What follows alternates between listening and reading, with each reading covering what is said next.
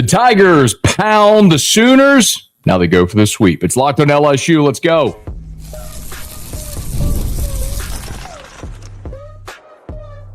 You are Locked on LSU, your daily podcast on the LSU Tigers. Part of the Locked On Podcast Network, your team every day. Okay, let's get it. It is Locked on LSU, your team every day. I'm your host, Matt Moscona. Thanks so much for making this your first listen. We're free, available wherever you get podcasts, of course, on YouTube as well.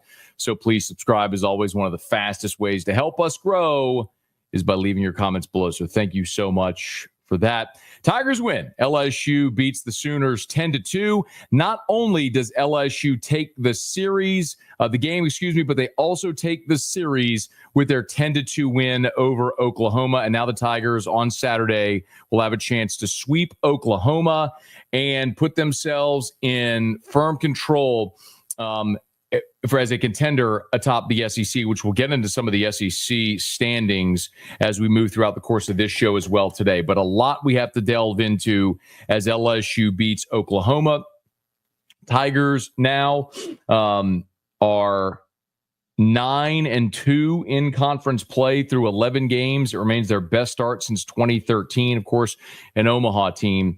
And this one was mightily impressive because, boy, you're starting to see LSU hit their stride, right? Some of the things that you wanted to see consistently offensively and on the mound, you're starting to see. Anthony Eyanson was really good, and this is a team that's hit 1 through 9. Jay Johnson pushing all the right buttons, pulling all the right strings, however you want to say it. Josh Pearson in the lineup tonight. With the lefty on the mound, they went to Pearson instead of Brown. Pearson homers twice. Now, one of them was in the ninth inning, whenever when Skip Johnson had waved the white flag and put a kid out there who hadn't pitched all year, hadn't pitched in his career before. But nonetheless, a great night. And I'm going to go ahead and guess that all of the Chris Stanfield haters who were mighty loud about a week ago, y'all probably ain't got much to say tonight, as Stanfield was 4 for 5 with 4 RBI, 2 doubles on the game, and had one of the most spectacular catches you'll see in center field on a dead sprint. A ball that looked like it was headed for a double at least. Chris Stanfield was awesome in this ball game and continues to be as he continues to pump that average up. Stanfield now up to 333 on the season. Okay, if you're new, thank you so much for being there with us. Quick reminder how this works in the post game. I'm going to give you about 10 minutes of my thoughts on the game. I'll grab my quick break. We'll come back and I'll get to your questions and comments. So please feel free to drop them in the chat if you're with us live. If you're listening or watching on demand, thank you so much for being there. If you're on podcast, please subscribe. If you're on YouTube, same, subscribe, smash the like button, hit the bell so you're notified whenever we post a new video. But remember, as soon as every LSU game goes final, we're live on the Locked on LSU YouTube channel. So you can join us there for the post-game recap. Okay, let's dive into it, y'all. Biggest takeaway for me in this ball game tonight was Eyanson and Evans. And I know for a lot of LSU fans, part of the conversation with the starting rotation had been, do we ultimately see a guy like Zach Cowan or Casan Evans move into the starting rotation because of some of the inconsistencies with Eyanson and with Chase Shores? Well, whenever you see Eyanson go out in back-to-back weekends and pitch the way that he has, 12 strikeouts a week ago, in a conference game against Mississippi State, and then you look at what he did tonight, 5 2/3, pitching you into the 6th inning, 2 runs on just 3 hits. He struck out 8. He did walk 4, but there's a big asterisk as well with the 2 runs in that 3rd inning when OU put up their only 2 runs of the ball game, because that inning started with the E6. He got the ground ball to third base. Reeves kicked it. And then after the foul out, there was the wild pitch, which allowed the runner to get to scoring position. And so the single scored the run. And then he allowed the 2-out double, which got the 2nd run home. So without the E6, maybe no harm, no foul. And you're talking about another shutout tonight for LSU. But all things told, I thought Anthony Eyanson was really good. You can even look at the bottom of the 1st inning. He went foul out, walk single. So just like last night, when in game one, when Cade Anderson loaded the bases in the first and got out of it with a couple of strikeouts, walked single with just one out, Eyanson goes fly out, strikeout to get out of it. And just like that, you're off and running. Tigers would put up a 4 spot in the bottom of the second, and they never looked back. And one of the things I absolutely loved from Eyanson was in the bottom of the second, okay, after you go and put up a 4 spot, it's so important to maintain that momentum and get back in the dugout quickly. You had this big inning where, it's that second inning started. Milam walked, Pearson was hit by a pitch, and both those guys came around to score. By the way, this was the 2-out rally. With 2 outs, you went Stanfield double, Curiel double, Jones single, and just like that, you're up 4-0 with a 2-out rally, and then you get right back in the dugout because Eyanson goes ground out, strikeout. 3 up, 3 down, 2 strikeouts, right back in the dugout. Now LSU didn't make them pay in the top of the third. You went 1, 2, 3, but it didn't matter. You just maintained that momentum and you kept that wave rolling. Mighty impressive in the fourth where Eyanson struck out the side. In the bottom of the fifth, this is when another instance where it looked like maybe Eyanson was starting to wobble. The first hitter of the inning was the ground ball where they reviewed it and ruled him out at first base, but then he went walk. So you're thinking, all right, this is where he's starting to lose it now in the fifth. He's to 4 1/3. Pitch count's getting up. He's wobbling a little bit. He's walked a couple of guys. They're getting Casan Evans loose. That's when Milam came to the mound. Yesky came out of the dugout. They were delaying to help Evans get loose. And he goes, fly out on the 3 and 4 hole hitters. So he walks the leadoff and number 2 hole hitters. He's got to face 3 and 4 after back-to-back walks, and he goes fly out. Lazy fly outs, too, not even loud outs. And it was great for Eyanson to buckle down. Listen, I made this note. I know we all love strikeouts. I know it's awesome to look at Cade Anderson with 14 Ks. Like the thumbnail on my YouTube yesterday was 14 Ks, then ADE. Cade, that's a lot of fun. But it's way more efficient? Inducing weak contact on the second pitch of an at-bat on the 3-hole hitter and getting an easy fly out. It's just more efficient. So strikeouts are fun, but Greg Maddux always said it. There's 27 outs. I got to go find them. Where can you find them? Sometimes it's inducing weak contact for a fly ball or a tap out. Sometimes you got to rear back and grab 96 and strike a guy out. But I thought Eyanson getting through 5 2/3 was really effective. Tigers got some insurance in the 6th with Pearson's homer. And it could have been more, but Curiel lined into the double play with 2 on. Remember, they walked and then Stanfield hit the bloop single. Living right, man. Then Curiel lined into the double play, unfortunately. But other than that, could have been more right there. Evans came in the 6th. He did give up the infield hit, but after that got a strikeout, and Evans sort of cruised. I thought in the bottom of the 7th, massive play when Chris Stanfield made the running catch in center on the deep fly. Evans had to throw 30 pitches. He had to throw 30 pitches in that 7th. So I'm sorry, he got up to 30 pitches in the 7th, forgive me, which is which made they made him work. And it's one of the things that the observations of Evans is the fact that he this is very Zach Hess-like. If you remember Hess pitching when he went into a starter's role and they had to extend. Because he's very difficult to barrel up, a lot of times guys will just try to make contact to foul him off, to stay alive in the at-bat. And so you end up seeing the pitch count go up. And that happened to Evans. So Evans tonight ended up throwing 57 pitches in 3 1/3. So he was efficient in the 9th, but boy, did they make him work in that 7th inning. So in any event,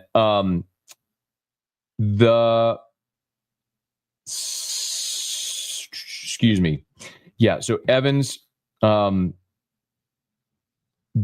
at leadoff single doesn't hurt you.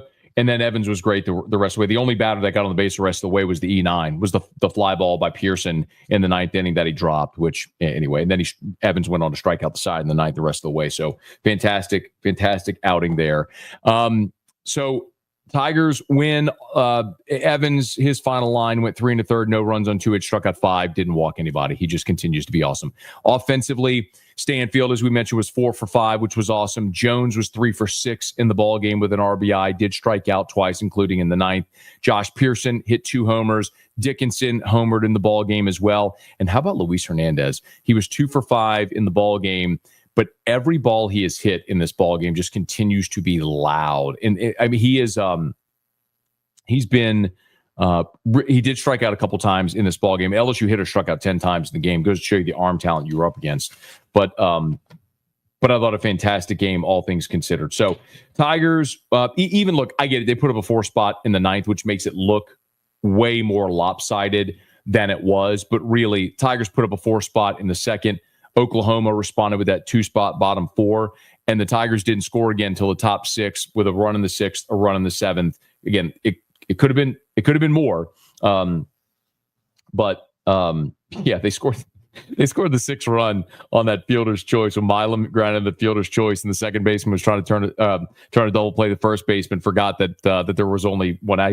He thought there were 2 outs, and so he's running back to the dugout. So the ball gets thrown in the dugout. That's how LSU scored the 6th run to give him the 4-run lead in separation. After that, Skip Johnson just went to his bullpen and was just throwing his up 10 down 10 guys right there to get home. He'd sort of conceded, but LSU wins. Now they go for the sweep in game 3. No determination yet. We know LSU is going to throw Chase Shores. We don't know yet who Oklahoma is going to throw. It's very likely either going to be Gavin Jones or Malachi Witherspoon. So Malachi Witherspoon, we've told you about him. That's Kyson Witherspoon's twin brother. He throws 98, but his problem has been command. In 31 1/3 innings pitched for Malachi Witherspoon, he's got 16 walks, and he has hit 7 batters. So, I mean, he's put 23 runners on base. Opponent batting average against is .295. Now, the strikeout numbers are impressive. He's got 33 strikeouts in 31 1/3 innings, so more than a strikeout per inning pitch, but you don't always know where it's going to go. His whip is 172. That's walks and hits per innings pitch. So he's allowing nearly 2 batters on base per inning pitched. So Malachi Witherspoon, good arm talent, not nearly the pitcher that his brother Kyson Witherspoon is. And then the other one I mentioned was Gavin Jones. Gavin Jones on the season has not started yet.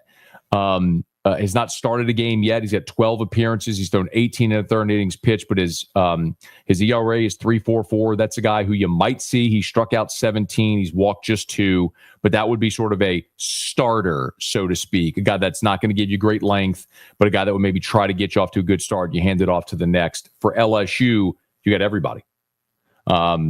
Everybody except your 2 starters in Evans. So you can go to Chase Shores, you can go to Zach Cowan, you can go to Jaden Newt, you can go to Connor Ware, you can go to William Schmidt, you can go to Maverick Grizzy, you can go to Cooper Williams, you can go to anybody you want. You can go situational lefty-righty matchups if you want. There's no minimum hitter rule in college baseball. So Jay Johnson and Nate Yeske can play this however they want. And maybe the best part about it is Oklahoma has had to go to their bullpen a lot. So even if Skip Johnson is going to try to bring guys back, it's all guys LSU will have seen at this point. I mean, if you just look at the number of pitchers that OU used in this ball game, Crossland started, he's done, of course. Catalano might be the only other one that doesn't come back because he threw 35 pitches, but Hensley, Sampson, Catalano, Barfield, Kircher, and then Kane pitched for the first time in his career. So he used 6 relievers in this ball game. So LSU's got to look at all of them. So whoever they bring back, you will have very likely already seen coming out of the bullpen in game 3 on Saturday. So they'll dodge some raindrops, schedule 2:00 first pitch. We'll see if they can get it in on time or if they push it back. Who knows? But the bottom line is Tigers have a great opportunity with a loaded, rested bullpen and an offense that hasn't been stopped yet by this Oklahoma team. They'll go for the sweep in game 3 on Saturday. Okay, let me knock out my very quick break. We'll come back. 760 of you watching live. I love you all. Thank you so much for being here with us. Smash that like button, subscribe to the channel, hit the bell. Let me knock out my quick break. We'll come back and I'm getting to your questions and comments here. Locked on LSU, your team every day.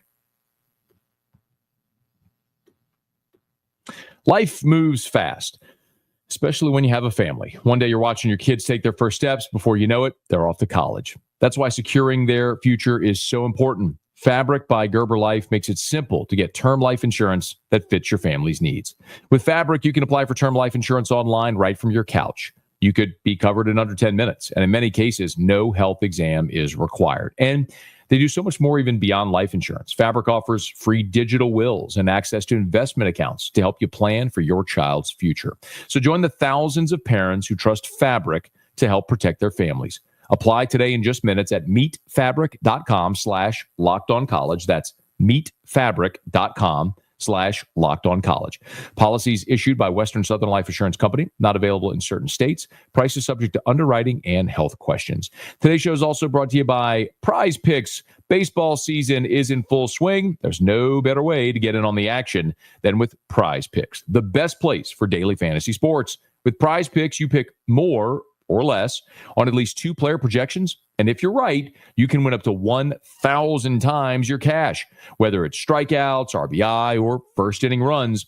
PrizePicks keeps every game exciting. It's fast and simple, too. Building a lineup takes less than 60 seconds. And when you win, your payout is quick, safe, and secure. So download the app today and use the code LOCKEDONCOLLEGE to get $50 instantly after you play your first $5 lineup. That's code LOCKEDONCOLLEGE for $50 instantly after you play your first $5 lineup. PrizePicks, run your game. And finally, today's show is brought to you by 5-Hour Energy. Daylight savings stuck up on us again, y'all.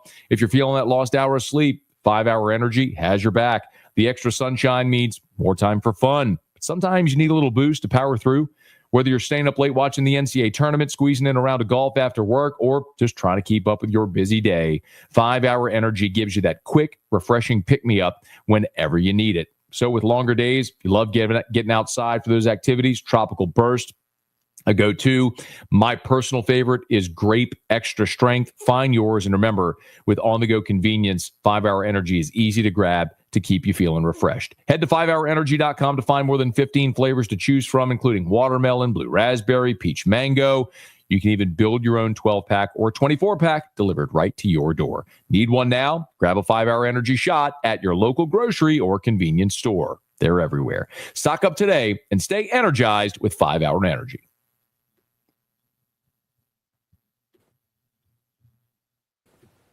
The NCAA tournament is here, and so is the bracket breakdown. Locked On Podcast Network and Amazon Fire TV channels are teaming up to deliver NCAA tournament coverage like never before. Watch studio shows featuring former players and Locked On's local experts as they guide you through every upset, buzzer beater, and bracket matchup. Stream it all for free on Amazon Fire TV channel. Search Bracket Breakdown to see it all for free. It's your team every day. Okay, let's get to you and your questions. We appreciate you for being here with us as the Tigers win it 10-2. They take the series over Oklahoma. LSU now 9-2 in league play through 11 games. A sweep would put LSU at 10-2 in the league through 4 weeks, and you are ahead of pace for that 20-10 that we always talk about. And what an impressive series win this is to go on the road against the top 10 Oklahoma team, to beat Kyson Witherspoon, arguably the best pitcher in college baseball, behind Cade Anderson, then to go out and do what you did against Crossland. LSU's offense continues to have no trouble whatsoever with really good left-handed arms, which is a great sign when you look toward the postseason as well. So a lot to get to, and we're glad you're here. So fire away with those questions, and let's get to them here on Locked On LSU. We appreciate everybody for hanging with us here on this Friday night, if you are with us live or if you're on demand. Hey, Jonah Hernandez is coming to his own. Do you think his defense behind the plate hasn't been talked about enough? You know, Jonah, I think that is maybe... I would say, I would say defensively, that's the biggest development on this team so far through the first 2 months. Coming into the season, we had 2 really big questions defensively. What would the left side of the infield look like, and how would you be behind the plate? Of course, Mila moving to short. It was Braswell Reeves platoon at third. So what did the left side look like? Well, the left side's been great. And then catcher was really an issue early in the season. Cade Arambidi just wasn't quite ready at this level. And Hernandez, remember, a year ago was primarily a DH at Indiana State. I think one of the things that's helped him tremendously, it's a great question too, so thank you for it. I think one of the things that's helped him tremendously is catching every day.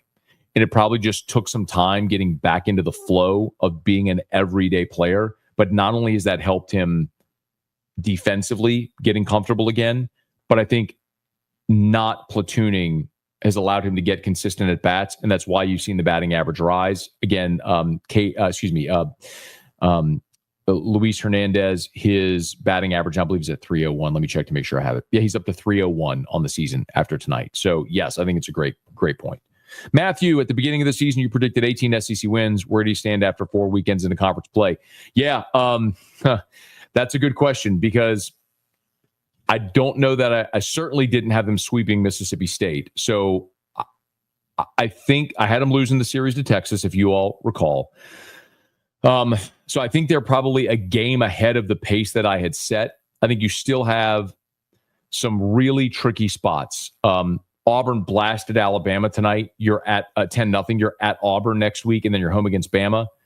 And then you have 2 massive series, both of them in Baton Rouge, though. You get Tennessee and Arkansas, who I believe are the 2 best teams in the conference right now. With respect to LSU, I think LSU is playing awesome.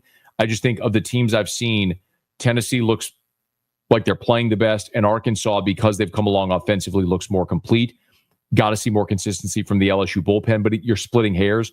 The thing that I probably didn't account for, and thank you for the question, Matthew, the thing I didn't account for was A&M. I mean, LSU, I had them losing the series on the road at A&M. A&M's terrible, y'all. I don't know if you saw it. They got no hit. They got run ruled in 7 innings by Tennessee tonight, lost 10-0, got no hit. They're terrible.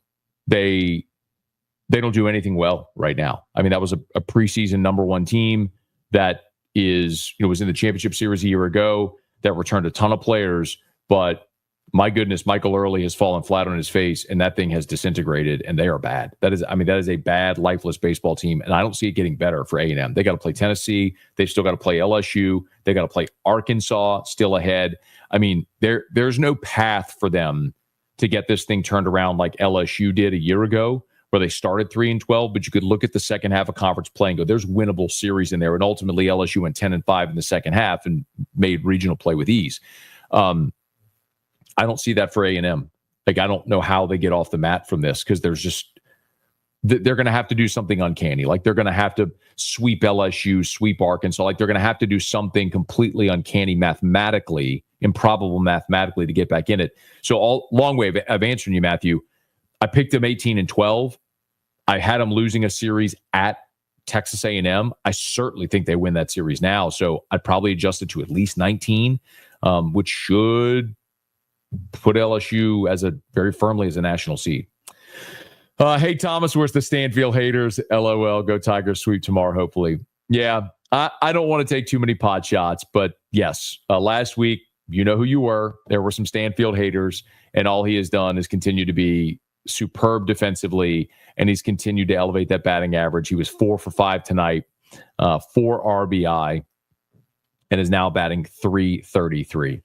All right, y'all. Good evening. Thanks for being here with us. Brant, starting pitching elite this weekend so far. They've been awesome. And Oklahoma is not a great offensive team, but they do one thing very well, which is put pressure on you when they get on base. LSU has just not allowed them to get on base to get the offense started, which is a testament to LSU's ability to limit the walks, to limit the free passes, the hit by pitch. So you just haven't had a lot of traffic on the bases. And when they have gotten traffic on the bases, you've gotten big strikeouts, like Cade Anderson in the first inning with the bases loaded, strikeout to stamp out that threat. In game 2, in the first inning, after the fly out to start the game, they went walk, single, so 2 on, 1 out, fly out, strikeout. They just can never get anything going because LSU's pitching has elevated to make the big pitch when they had to, which is so good to see. Brett, what does Jared Jones draw in the sand when with his bat when he steps in the box? Someone asked that question earlier. Apparently, it's the initials of a friend. I don't know the entire story there, but I think it's a tribute to a friend, as I understand. We'll see if we can get the whole story. Rick Kelly, Matt, was Oklahoma overrated, or is LSU that much better?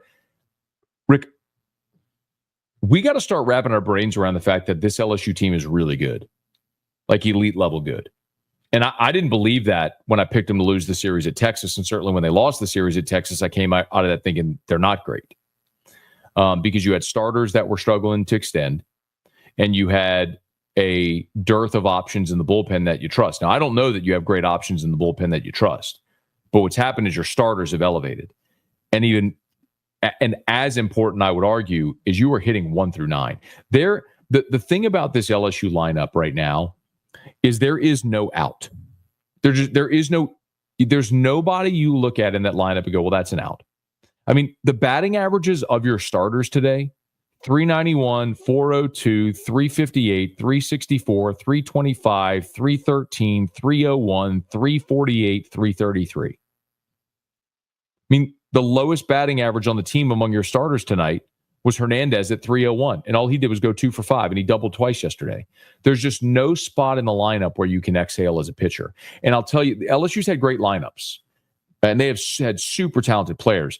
But the last time that I remember a lineup like that was 2015. The 2015 LSU team was a relentless force that there was just, we forget sometimes about these teams that don't win in Omaha, but like here are the batting averages for 2015. Katesovic, 355, Andrew Stevenson, 348, Chris Chenea, 344, Connor Hale, 327, Bregman, 323, Laird, 323, Shamber, 307, Fraley, 307. Jared Foster was bringing up the rear at 278. Oh, yeah, by the way, he was a great player as well that started 54 of the 55 games and hit 12 homers. 12 doubles and 10 homers. Double-digit homer guy hitting 278 was the worst guy in your lineup. I mean, that team offensively was just a relentless force, and this one is rivaling that one. You're going to have huge challenges. You still got to face Tennessee. You still got to face Arkansas. You get both those series in Baton Rouge. Oklahoma, to answer your question, Rick, Oklahoma's a really good team, man. Kyson Witherspoon, who you beat yesterday, is going to be a top 15 pick. Like, you're not going to face a better arm than him. Like, there may be pitchers who have more success against you than he did, but you're not going to face a better arm talent than a dude with a 4-pitch mix throwing 99. I mean, those dudes aren't everywhere. You know what I mean? And you handled that game really well. So, amazing. Kenneth notes, 18 innings, no earned runs. Ryan, horrible night for Stanfield haters. It's funny because I put that on Twitter, and I got a lot of replies on Twitter like, wait, there's Stanfield haters? I'm like, oh, you clearly aren't hanging out in the Locked On postgame chat, the Locked On LSU postgame chat. Yes, there are some Stanfield haters, but I'm guessing they're quiet tonight. Look, Stanfield haters. Yeah, bro. I'm telling you, they've been out there. Notice the comments. Like, there's a lot of people who know, like IYK sort of thing. Let's see if we can get to a few more here. Charleston Maestro, who do we see after Shores tomorrow? Love the question. Thank you for it. Yeah, it's probably going to depend on the situation. But the luxury Jay Johnson and Nate Yeske have now, having already won the series, is you don't have to extend Shores. If Shores runs into trouble early in the game, go to the next guy. You're not worried about needing him to extend because you've already used your best arms. You've only used 3 pitchers. Now, those guys aren't available, but Cowan's available. So my guess is, let's say Shores gets you into the 5th, maybe runs into a little bit of trouble. Well, if it goes that way for you, then you can go get Zach Cowan and let him go for as long as he can until you go to the next guy. And then it's probably a situational thing. If you need a strikeout, maybe if it's from the right side, it's Maverick Rizzi. If it's from the left side, maybe it's Cooper Williams. If you need some length, you can go to Connor Ware or William Schmidt. I mean, that's the benefit. If you need length, you can go to Jaden Newt. That's the thing, man. Who do we see first? It's going to depend on the situation in the game.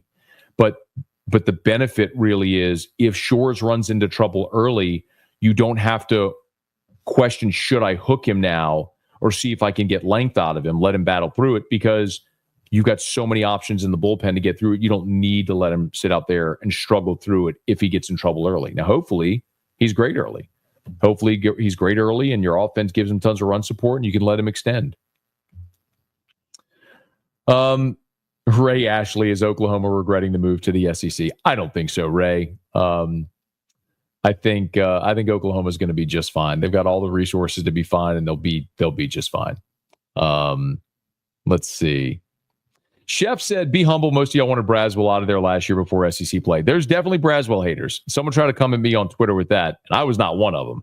I was one of the ones who was a staunch defender of Michael Braswell a year ago. Now, the errors early in the season were a problem, but we had the same conversation in 2023 about Jordan Thompson, when a lot of y'all wanted Jordan Thompson out of the lineup, and I was a staunch defender of him. I think sometimes what fans can forget is these are not professional baseball players. These are still young college people that are growing into themselves, developing, and a lot of them in these situations for the first time. So when you have guys that have played in 200 collegiate games, there's a great benefit to that because there's nothing they'll experience in a game on the road at Oklahoma or anywhere that they haven't already seen. And that experience is paid off for guys like Luis Hernandez, who's got 400 career at-bats. Chris Stanfield has played at every venue in the SEC. Michael Braswell has been a 4-year starter in the SEC. Yeah, man. Like, sometimes you got to acknowledge every single player in the history of baseball has gone through slumps. Every one of them has gone through stretches where they struggle in the field, or they have an 0 for 15 or a 1 for 22 at the plate. Like, every baseball player in the history of the game has had that. You just got to let them go fight through it. It's why you rely on averages in baseball. Lance James, Alex Day, survivor's remorse. Jay keeps showing his love for Fry. Everybody else would have had to bunt with 2 men out, 0 out. Agree, stop bunting. And look, this is, by the way, I'm glad you brought up Fry. So Fry's gotten a lot of flowers lately, but this is actually a very good talking point that dovetails into what we were just talking about, like with Braswell or Stanfield. So Fry had a really rough night tonight. He was 0 for 5 with 3 strikeouts. It was a really bad night for Ethan Fry. But those are going to happen, and you live with those because in baseball, it's why you play so many games. It's why you consider averages, because you play so many. So you're going to have 0 for 5 nights with 3 strikeouts. You're going to wear the collar. But you don't have a knee-jerk reaction to that. You look at Ethan Fry and go, last night he went against one of the best arms in college baseball, and he was one of the few guys that made contact every time, didn't strike out, had a great hit. I mean, I know Ethan Fry. It's the thing we've talked about with Fry. I know Ethan Fry can hit on Tuesday nights against Louisiana Tech. He's proven that throughout his career. What we didn't know is if he could consistently hit against the best arms you'll face on weekends in the SEC. And so far, he's shown the ability to do that. Tonight was not a great night, but I'd run him out there again tomorrow. I want to see consistent ABs, because if you have that dude hitting behind Dickinson and you're going Curiel, Jones, Dickinson, Fry, and any one of those guys can hurt you, that's a murderer's row, man. And I'd love to see that continue to manifest. Hey, Scott, thanks for being there. Landon, awesome game, much needed series win. Don't look now, but the pitching seems to be turning the corner while the bats continue to stay hot. So Landon, let's be clear, though. You say the pitching's turning the corner. Anderson, Eyanson, Evans. Those are the only 3 you've seen this weekend. Nobody came into this weekend doubting any of those. Okay, good. Well, I just got this note. So my buddy Eddie Radosevich from Sooner Scoop just texted me that Malachi Witherspoon is going to start Game 3 for Oklahoma. So that they didn't announce a Game 3 starter before the series when they had to declare their starters, their order. But it will be Malachi Witherspoon. So Malachi Witherspoon, who's the twin brother of Kyson Witherspoon, who pitched Game 1. Malachi is another 6'2", long guy with a whip who throws 99. But he's got a 5.74 ERA. His problem has been command. The stuff is very good. 33 strikeouts and 31 1/3 innings pitched, but 16 walks, 7 hit batsmen. That's 3 wild pitches. That's been his problem. Malachi Witherspoon's got a great arm. He's wild. So make him work, make him throw it over the plate. But just got that from Eddie Radosevich at Sooner Scoop that Malachi Witherspoon is going to start Game 3 for Oklahoma against Chase Shores for LSU. All right. Do me a favor. Still almost 700 people watching live. Thank y'all so much for being with us. Smash that like button, subscribe to the channel, hit the bell so you're notified whenever we post a new video. Cole Adams, you threw a ball in the dugout with 2 outs, so we didn't have that kind of mental errors. LSU did not commit an error in Game 1. They had 2 errors in Game 2. So you said they didn't have a mental error. Yes. There were 2 physical errors. The ground ball at third that Reeves kicked, and then the fly ball that Pearson dropped in the ninth. Now, thankfully, the game was such that neither of those hurt you, but and Missy Berry said the two errors concerning. It's one of the reasons why I like Braswell at third. And I'm not saying give up on Reeves at all. I think Reeves, we've talked about Reeves a ton. Reeves is a higher ceiling guy than Braswell. I like him a lot. Braswell's played in 200 collegiate games, and he's a better defensive third baseman. And by the way, Braswell got in there tonight and went 1 for 1 with a walk. He walked and then got a single in the ninth. He just, after a really tough start for Braswell, he's raised his batting average 100. I mean, he was batting somewhere around 150. He's up to 240. So he's raised his batting average 100, 120 points in the last several weeks. I want to read this one. Sonny Nola, 691 in the chat is more than the Sooners have at their home games. I'll tell you this candidly, Sonny. I was very much hoping on Thursday night when we were pushing 1,000 concurrent viewers on the stream, I was really hoping that we were going to get over 1,000 so I could make that joke. Because I know they said there's 3,000 people. They ain't 3,000 people in that park. It may hold 3,000 when it's full. It ain't full in large part because it's been cold and rainy, but there might be about 1,000 people out there. Let's see. Let me see if I can get maybe one more. Aaron, any concern with Milam 1-12 so far this week? No, none whatsoever. Literally zero concern at all for the same reason that we just talked about. Stephen Milam is a proven commodity. He hit .326 last year as a true freshman with a .415 on-base percentage. Stephen Milam is awesome. Every baseball, Babe Ruth had an 0 for 20 streak somewhere in his life. Babe Ruth had a 1 for 12. Many 1 for 12s.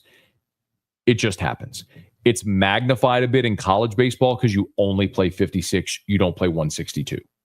So the need to get out of it more quickly and not just play your way through it feels a bit more sincere. But no, I'm not worried about it at all because Stephen Milam is awesome. And he's one of your best players. He's your starting shortstop. He's still hitting .325 despite his 0 for 4 tonight. He did walk, so he did get on base in this ball game. And look, I mean, he hit the ball on the fielder's choice where the old dude threw it into the dugout because the first baseman forgot there was only one out. So I'm not worried in the least about Stephen Milam. Okay, y'all. I think, hey, look, some of y'all are laughing at the question about concerns over Milam. And I don't blame you for laughing, but I'm trying to be measured here and answer questions as they come as fairly and honestly as possible. And I appreciate everyone for being here. So, one more. Rocky said Fry looked frustrated. Do you think Jay plays him tomorrow at the DH? Well, it'll be interesting to see if he DHs him for this reason. Okay. Because we now know they're going to start Malachi Witherspoon. Malachi Witherspoon is a righty. And remember, the way they had been platooning is when LSU faced a lefty, they would load the lineup with righties, meaning Braswell would go to third, Fry would DH, Pearson would play in left like he did tonight against the righty. Or excuse me, against the lefty, or against the righty. Forgive me. I just completely discombobulated myself. Against the lefty, they go right-handed. Fry would DH, Braswell at third. When they would go righty, they would load up with lefties. You would see Reeves go to third, Pearson DH, Brown and right. So tomorrow you're going to face a righty, which means you should see Reeves at third, Brown and right, Pearson DH. Now, Pearson homered twice tonight and finished. He was 2 for 4 with 3 runs scored, 2 RBI, and he was hit by a pitch. Oh, that's right. He was hit by the pitch in the second. Milam walked, Pearson hit by a pitch. Those are the first 2 runs of the game. Anyway, so because they're throwing a righty, this would be the time normally where Pearson would DH, Brown would go on the right, Fry would go to the bench. But we have seen Fry start the last 3 games, and 2 of them have been against right-handed starting pitchers. And when they started the lefty, when Tech started the lefty and then they went to the righty, Fry stayed in the game. And then he homered off the pitch clock in center field. But I don't know what Jay's going to do there. My inclination is to think that he's going to play Fry again, but you got to keep Pearson in the lineup, right? I mean, he homered twice tonight, which means Brown stays out. That's my inclination of what he's going to do. What I'd probably like to see him do is go left-handed heavy, DH Pearson, put Brown in right field, but we'll see how they go. Okay, let's get out of here, y'all. I sincerely appreciate you for being with us here on Locked On LSU. These live streams have been awesome. I'm overwhelmed by the number of you that are watching, that are participating. So, sincerely, thank you. I know I say it a lot. I was telling I was telling Zach Blackerby, who's locked on Auburn, he's the college channel manager, that after the Thursday night game, we hit 928 concurrent views on the stream, and he was just laughing. He's like, it's incredible. Because it is. There's just nowhere else that a baseball post game is going to do that. So I wouldn't be doing this if y'all weren't here. So thank y'all for being here on this Friday night at 10:40 at night, hanging out with us. And if you're watching or listening on demand, thank you so much for being there with us as well. Hey, look, whenever they play on Saturday and that game goes final for Game 3 and hopefully the Tigers sweep, we'll be right back here on the Locked On LSU YouTube channel. So if you're on YouTube, smash that like button, subscribe to the channel, hit the bell so you're notified when we post a video or go live. If you're on podcast, please subscribe on your favorite podcast app, rate us, leave a review, and let a friend know. If they love the Tigers, we got you here every single day for Locked On LSU, your team every day.